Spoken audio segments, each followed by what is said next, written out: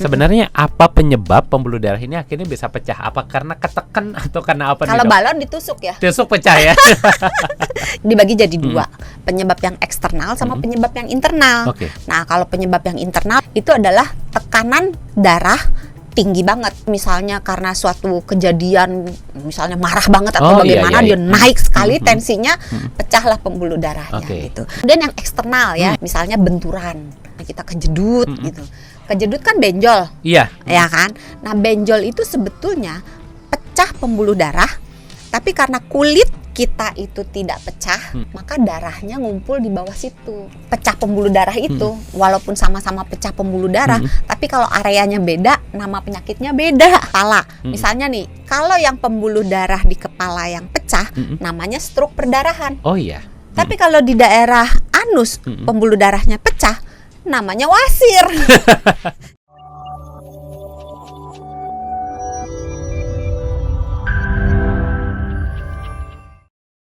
Hai sahabat Sonora, apa kabar? Senang sekali saya Hans Christian bisa kembali menyapa Anda di Kamu Sehat. Dan seperti biasa, episode kali ini kita akan membahas seputar dunia kesehatan. Kira-kira apa yang akan kita bahas? Nah, topik kita untuk kali ini adalah pembuluh darah pecah. Nanti seperti apa resiko dan seperti apa penanganannya, kita akan bahas bersama dengan Dr. Santi selaku Health Management Specialist Corporate HR Kompas Gramedia. Apa kabarnya Dr. Santi? Katanya nggak boleh jawab luar biasa ya. Jadi jawaban lainnya apa nih? Sangat baik. Sangat baik ya. Tentunya sehat ya. Sehat. Sapa dulu sahabat Sonora. Apa kabarnya sahabat Sonora? Halo sahabat Sonora dimanapun yang sedang mendengarkan dan menonton. Semoga semuanya dalam keadaan sehat dan bahagia selalu. Amin. Nah, Dokter Santi, tadi seperti sudah Hans mention di awal, kita mau membahas seputar pembuluh darah pecah. Ya. Nah, tapi sebelum kita ngomongin ke sana, kita mau ngobrol dulu. Apa sih sebenarnya fungsi dari pembuluh darah ini? Pembuluh darah itu sebetulnya sebuah selang, sebuah wadah yang fungsinya mengalirkan.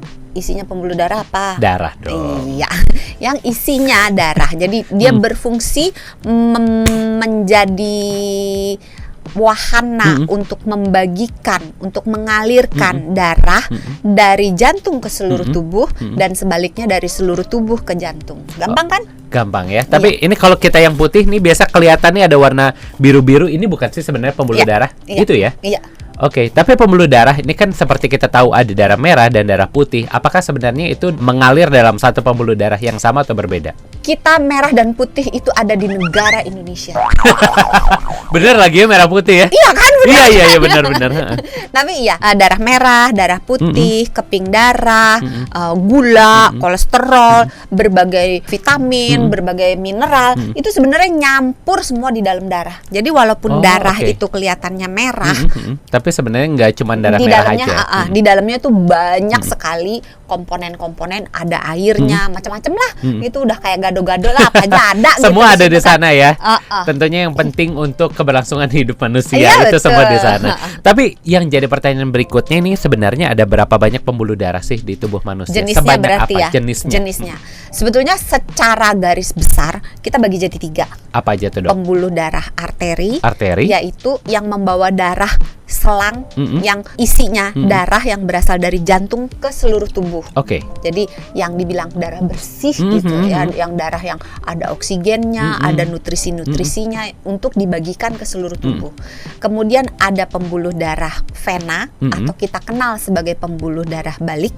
Itu yang Hans bilang, mana biru-biru, coba dikasih lihat. Nih. Semoga kelihatan di kamera ya. Kalau nggak kelihatan nih Dokter Santi lebih kelihatan kali. Lebih kurus kali. Nah, itu pembuluh darah vena gunanya membawa darah-darah kita bilangnya kalau orang awam darah kotor.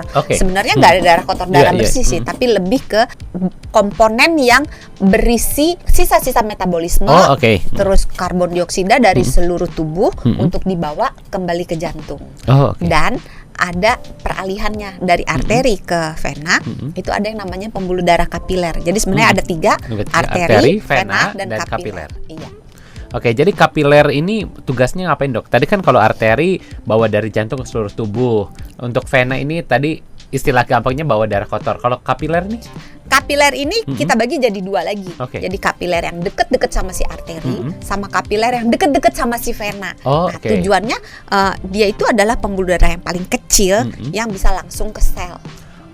Gitu. Jadi kayak kalau jalan raya ini gangnya. Gangnya mereka yang bantu untuk mendistribusikan darah itu gitu ya, Dok ya.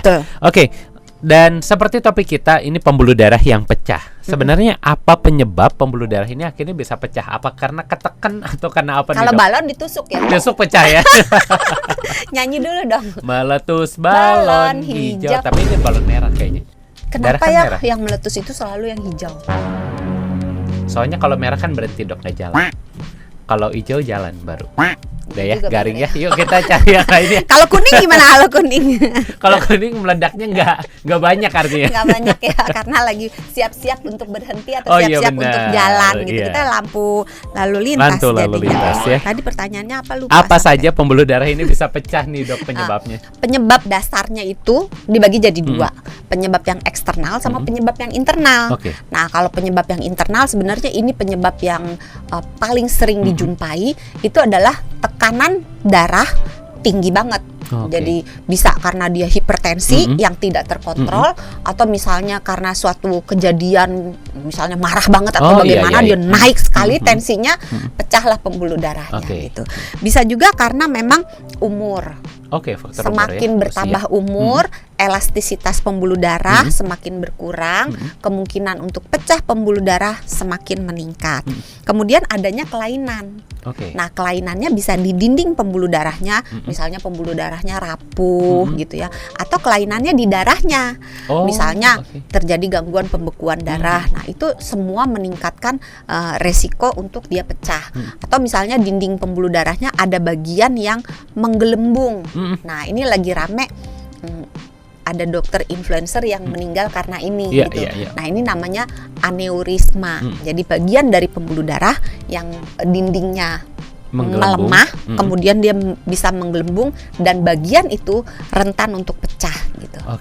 Kemudian yang eksternal ya, yang penyebabnya dari luar, yang misalnya benturan. Kalau misalnya kita nabrak gitu ya, atau misalnya kita kejedut gitu.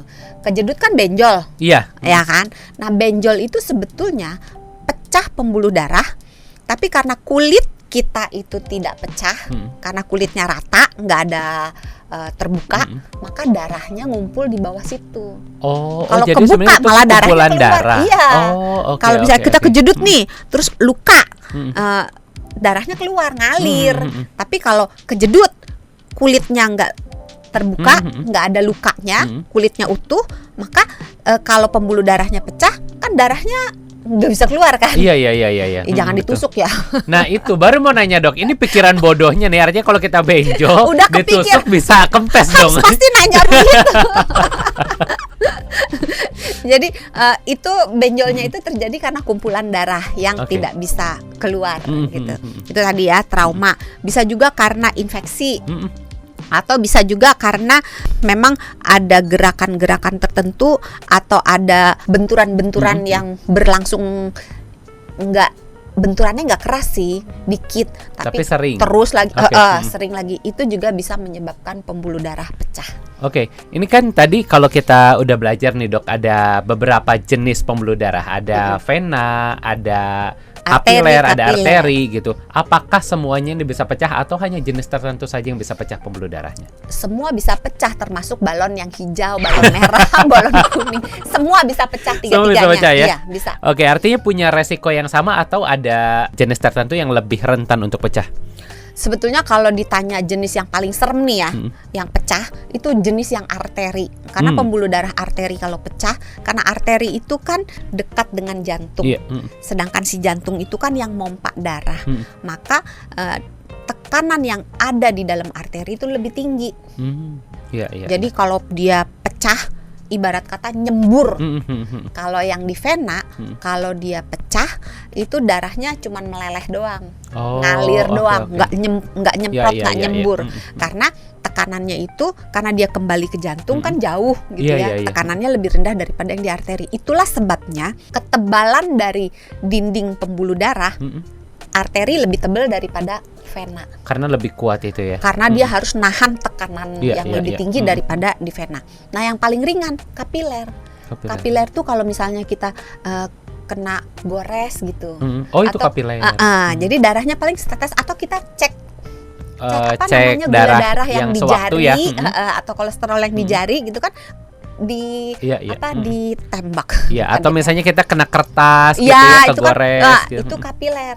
Nah, itu paling cepat sembuhnya, paling ringan, walaupun sakit juga tetap ya. aja sakit ya. Tetap aja sakit. Dokter Santi, ini kan ternyata semua jenis pembuluh darah ini bisa pecah. Ya. Nah, tapi tentunya penyakit yang ditimbulkan ini kita sering dengar berbeda-beda nih, Dok. Akibat dari pecahnya pembuluh darah ini. Sebenarnya penyakit apa saja sih yang bisa timbul, mulai yang dari paling ringan dulu deh sampai nanti paling berat, ada penyakit apa saja yang bisa ditimbulkan? Pecah pembuluh darah itu walaupun sama-sama pecah pembuluh darah, tapi kalau areanya beda, nama penyakitnya beda. Oh gitu. Iya. Oke, kita mulai dari kepala kalau gitu. Kepala. Misalnya nih, kalau yang pembuluh darah di kepala yang pecah, namanya stroke perdarahan. Oh iya. Tapi kalau di daerah anus pembuluh darahnya pecah, namanya wasir. Jadi sebenarnya wasir dengan stroke itu satu mekanisme. Hanya tempatnya saja berbeda gitu ya. Iya, dan jenis pembuluh darahnya beda sih. Kalau Okay. yang di area wasir itu yang vena, tapi kalau yang di otak biasanya yang arteri. Oke. Ini kan banyak isu di masyarakat yang ngomong katanya kalau pecahnya di kepala itu lebih berbahaya. Perdarahan pada umumnya kalau yang kena vena biasanya dalam waktu singkat harus segera ditangani, karena kalau enggak itu karena darahnya nyemburnya cepat, kekurangan darah akan lebih cepat terjadi daripada kalau vena yang pecah. Atau daripada kapiler. Kalau kapiler mah sedikit banget yang karena pembuluh darahnya kecil dan dia cepat nutup gitu. Betul.